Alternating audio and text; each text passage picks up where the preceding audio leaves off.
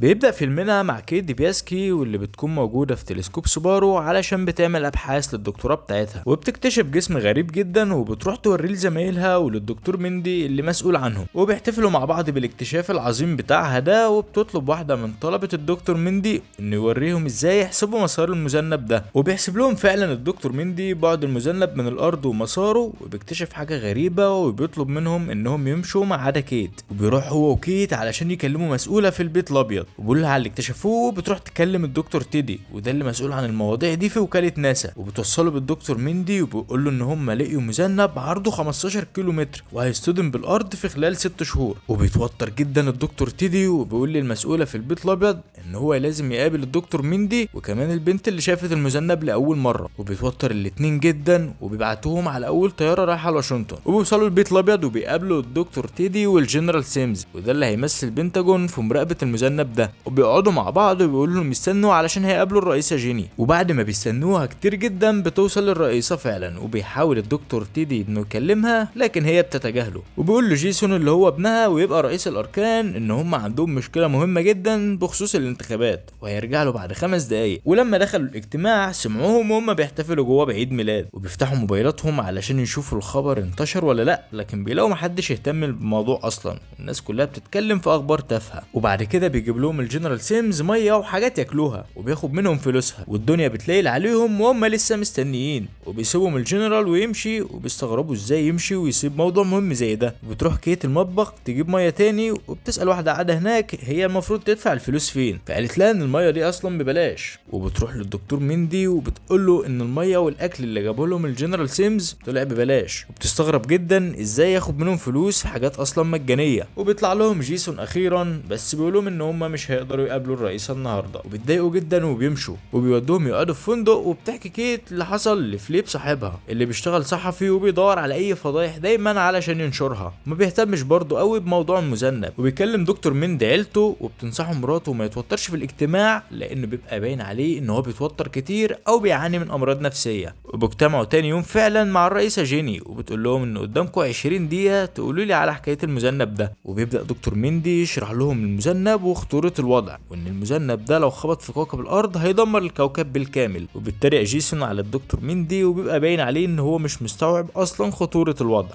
وبتقول لهم الرئيسه جيني ايه اللي المطلوب منها تعمله، فقال لها دكتور تيدي انهم عندهم خطط في وكاله ناسا انهم يطلعوا طيارات فيها صواريخ نوويه علشان تقدر تغير طريق المذنب ده، وانهم لازم يتصرفوا في الموضوع ده حالا. فبتسال جيسون على ميعاد الانتخابات، فقال لها ان هي بعد 3 اسابيع. فبتقول لهم ان احنا لو نشرنا الخبر ده قبل الانتخابات هنخسر الكونجرس ومش هنعرف نتصرف، فاحنا هنستنى ونقيم الموضوع دلوقتي. وبتتعصب كيت وبتقول لها بعد كل اللي قلناه لك وعاوزانا نستنى. وبيقول لهم دكتور مندي ان الوضع خطير جدا وما ينفعش ان هم يستنوا عليه خالص. فبتغير الرئيسه جيني الموضوع وبتتكلم في مواضيع تانية تافهه. فبيقول لها دكتور مندي وهو متعصب ان المذنب ده هيؤدي فعلا لنهايه العالم، فبتقول له ان هي هتبقى تهتم بالموضوع ده وبتسيبهم وبتمشي. وبيقول لهم دكتور تيدي انهم لازم ينشروا الخبر ده في الصحافه. وبيقول له دكتور مندي ان ده مش قانوني، فقال له انت لو ما خدتش بالك البيت الابيض طنشنا دلوقتي وما قدامناش حل تاني. فبتقول لهم كيت ان فليب صاحبها يعرف واحد في جريده نيويورك وهيكلموه، وبيقول لهم تيدي انهم يروحوا هناك ويحكوا القصه للناس. وبعد كده بنشوف بيتر إيشرويل المخترع العبقري صاحب شركه باش وهو بيقدم موبايله الجديد، وبيظهر ان هو شخص لطيف وبيحب الاطفال. لكن بعد العرض اللي قدمه ما خلص بنشوف ان هو بيعامل الاطفال بطريقه غريبه جدا ومش كويسه. وساعتها بيدخل عليه حد وبيوري له صوره للمذنب. كيت والدكتور مندي بيروحوا بعد كده لصحيفه نيويورك علشان يحكي لهم الموضوع، وان الرئيسه جيني قالت لهم يكتموا على الموضوع لحد ما الانتخابات تخلص. وبتقول لهم رئيسه الجريده انهم لازم يوكلوا محامي. فبيستغرب مندي وبيقول لهم ازاي دي تبقى جريمه لو قلنا للناس الحقيقه واللي شفناه. وبيقول واحد منهم انهم لازم يدربوه قبل ما يطلع في البرامج علشان شكل استيعابه بطيء وهيعك في الكلام. وتاني يوم بيروحوا علشان يطلعوا في برنامج مشهور جدا وبيجهزوهم للمقابله. وبيكون دكتور مندي متوتر جدا وبياخد حبوب مهدئه من الحبوب بتاعته علشان يتمالك اعصابه. بعد كده بيبدا جاك وبري البرنامج ودول المذيعين بتوعه، وبيستنى مندي وكيت دورهم علشان يطلعوا في الفقره بتاعتهم. وبيجي لهم المعد وبيكون معاهم مغنيه مشهوره جدا وبيقول لها تتكلم عن الانفصال بتاعها مع حبيبها. وبيقول له دكتور مندي انتوا هتطلعوا تتكلموا عن الكوكب اللي اكتشفتوه في الفقره العلميه.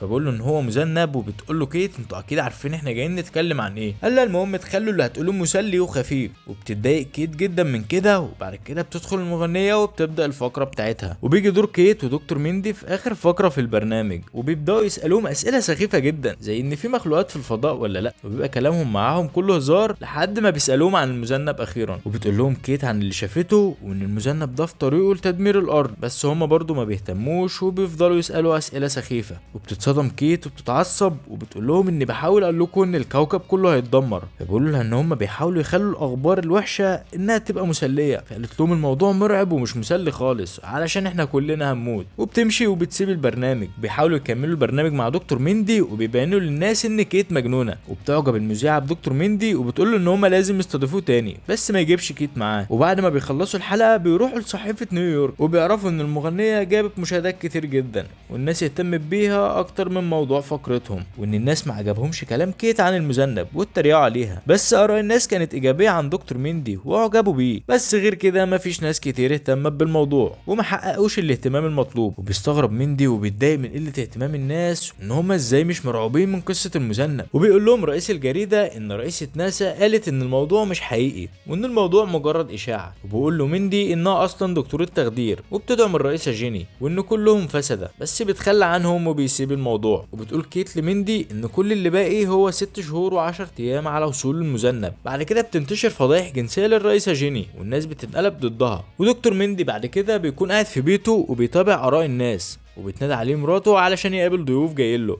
وبيقبض عليه الاف بي اي وبيقبضوا على دكتور تيدي. وكيت كمان بيتقبض عليها معاهم وبياخدوهم علشان يقابلوا الرئيسه جيني. وبيقول لهم جيسون ابنها ان العلماء بتوعهم اكدوا موضوع المذنب، ان هم بيقدموا لهم اعتذار وان هم مستعدين يتحركوا علشان ينقذوا الكوكب. فبتسالهم كيت ان هم هيعملوا كده علشان الرئيسه جيني هتخسر في الانتخابات علشان فضايحها الجنسيه. فقالت لها ان كلامها صح، فبتعيط وبتفرح جدا ان هم هيتصرفوا بغض النظر ان هي بتعمل كده علشان مصلحتها الشخصيه. وبتطلع جيني علشان تعمل بيان وبتقول للناس ان المذنب حقيقي وان هم هيبعتوا سفن فضاء عليها صواريخ نوويه علشان يغيروا مسار المذنب. وبتعين واحد مجنون اسمه دراسك علشان يقود المهمه دي. وبتقدم شكر لكيت ولدكتور ميندي وبتطمن الناس بكلمتين. وبيبدا اخيرا الناس تهتم بالموضوع على السوشيال ميديا، وبتنجح الرئيسه جيني والحزب بتاعها في الانتخابات. وبتزيد شهره كيت والدكتور ميندي وبقى يظهروا في برامج كتير. وبيظهر ميندي في البرنامج اللي ظهر فيه قبل كده علشان بتكون المذيعه بري معجبه بيه وبتجرجره بعد كده للرذيله. وكيت بيهاجموها في البرامج ان هي المسؤوله عن المذنب ده. وبيجي اليوم اللي هتنطلق فيه البعثه وبيكون كل الكوكب مستني رحله الانقاذ. وبيكون دكتور ميندي والرئيسه جيني في غرفه القياده، وبيحضر كمان بيتر العبقري مؤسس شركه باش. بتستغرب كيت ان هو موجود، فبقول لها جيسون ان هو اكبر متبرع للحملات الانتخابيه علشان كده يقدر يدخل هنا في اي وقت. وبيبدأ العد التنازلي وبتطلع الصواريخ فعلا وبيحتفلوا كلهم. وبيطلب بيتر ان هو يتكلم مع الرئيسة جيني لوحدهم. وبيكون الدكتور ميندي مركز مع المذيعة بري. وبترجع الرئيسة جيني وبتقول لهم ان حصل حاجة بخصوص البعثة. وبترجع الصواريخ وسفينة دراسك تاني للأرض.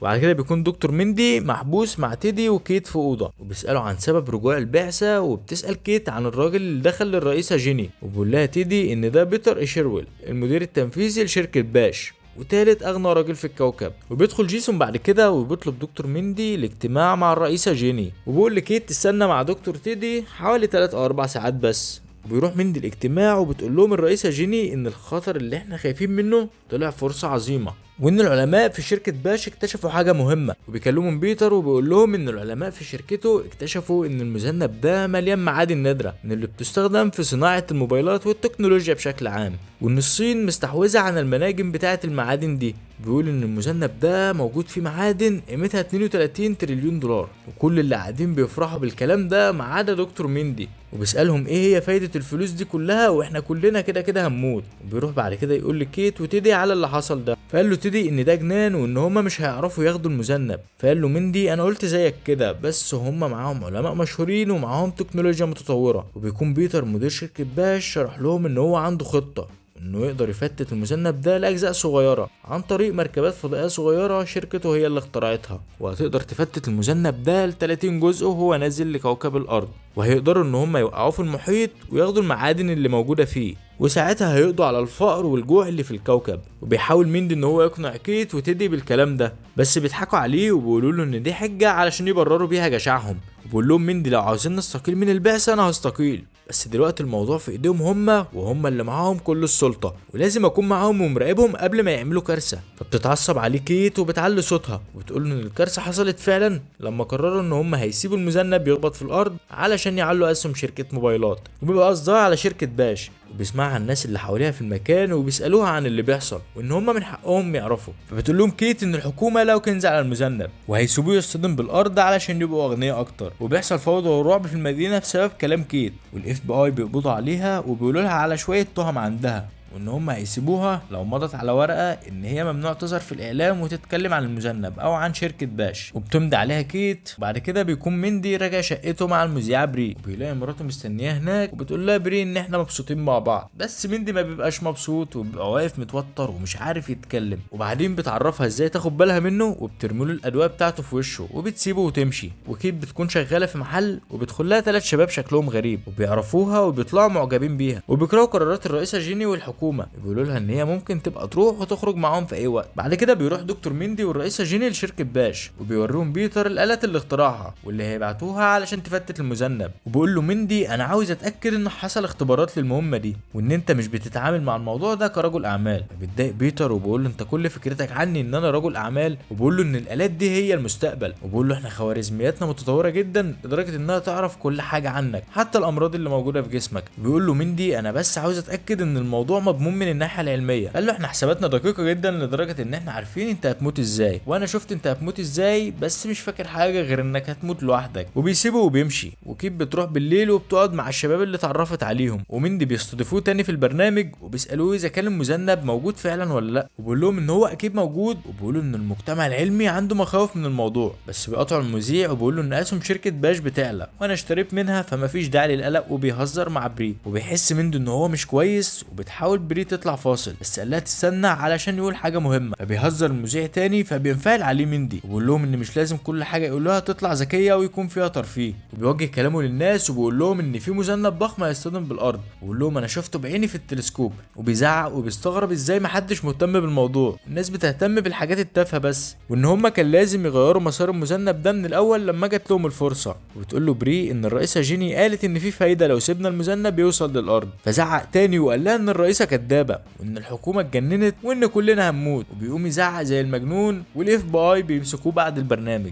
وبيطلع بعد كده وبيكون ماشي بعربيته وبيشوف المذنب ظهر في السماء. بتكون كيت مع حبيبها الجديد وبتشوف المذنب هي كمان، وبيشاور مندي للناس على المذنب علشان يشوفوه. وبيكلم كيت يقول لها وبتقول له ان هي كمان شافته، وبيقول للناس ان هو ده اللي حاولنا نقول لكم عليه. وبيعمل فيديو مع كيت وبيدعو الناس انهم يبصوا للسماء. وبيطلع دكتور مندي في التلفزيون وبيقول للناس انهم هيموتوا وبيشتم الرئيسه جيني وبيطر بعد كده براحته. وبتعمل الرئيسه جيني حمله مضاده ليه وبتحذر الناس انهم يبصوا للسماء. وبيطلع ناس مؤيدين ليها ويهاجموا مندي. ومندي وكيت بيدعوا الناس انهم يقفوا في وش الرئيسه جيني وبيتر وينقذوا الكوكب. وبعد كده دكتور تيدي بيجي له مكالمه وبيبلغ مندي ان جيني وبيتر حرموا الصين وروسيا والهند من حقهم في استخدام المعادن اللي على المذنب، وعلشان كده كانوا هيعملوا بعثة مشتركة علشان يغيروا مسار المذنب. بس حصل انفجار في مركز الاطلاق الروسي والبعثة فشلت. وبيقول لهم احنا كده ما قدامناش غير بعثة شركة باش. وعشان مندي بيبقى عارف ان جين وبيتر هيتسببوا في نهاية العالم، بياخد كيت وصاحبها وبيروحوا يشتروا شوية حاجات علشان يروح يصالح مراته. وساعتها كانت بتبدأ بعثة باش بقيادة بيتر والرئيسة جيني، وبتوجه للناس كلمة وجيسون بيقول للناس يدعوا علشان الحاجات القيمة ما تنتهيش زي العربيات والشقق الفخمة. تستغرب جيني من اللي بيقوله.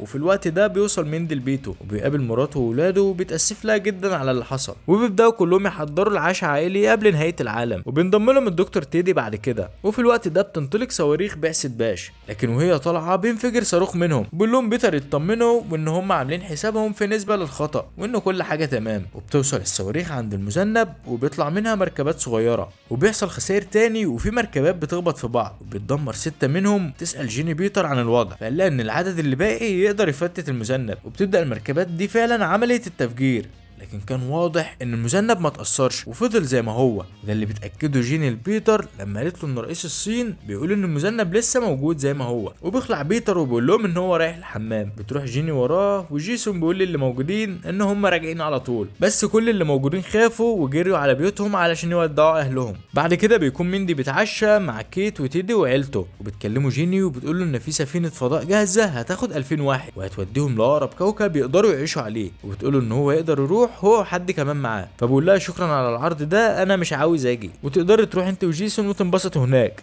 وساعتها بتفتكر جيسون اللي نسيته اصلا في محطة الفضاء، وبيرجع مندي علشان يكمل القعدة مع عيلته قبل نهاية الكوكب، وبيشكروا بعضهم انهم حاولوا يحذروا الناس من المذنب لاخر لحظة. وساعتها انتشرت الفوضى وبقى كل واحد بيودع الحياة بالطريقة اللي حاببها، وبيصطدم المذنب اخيرا بالارض وبدأت كل حاجة تتدمر. وفضل مندي مع عيلته على السفرة وهم ثابتين مكانهم، وبينفجروا وبتتدمر كل حاجة على الكوكب وبتطير في الفضاء. اما بقى الرئيسة جيني وبيتر بيوصلوا بالسفينة بتاعتهم لكوكب عليه حياة، وبينزلوا من السفينة هما واللي هربوا معاهم علشان يستكشفوا الكوكب الجديد. وبتشوف جيني طائر غريب وشكله حلو، وبتروح علشان تلعب معاه بس بيطلع كائن مفترس وبياكلها، وبيلاقوا نفسهم كلهم متحوطين بالكائنات دي. وبيطلع جيسون الوحيد اللي نجا من النيزك وعايش على الارض. وهنا بيكون خلص فيلمنا. لو عجبك الملخص يا ريت تدوس لايك وسبسكرايب، وبس اننا في الملخصات تانية. سلام.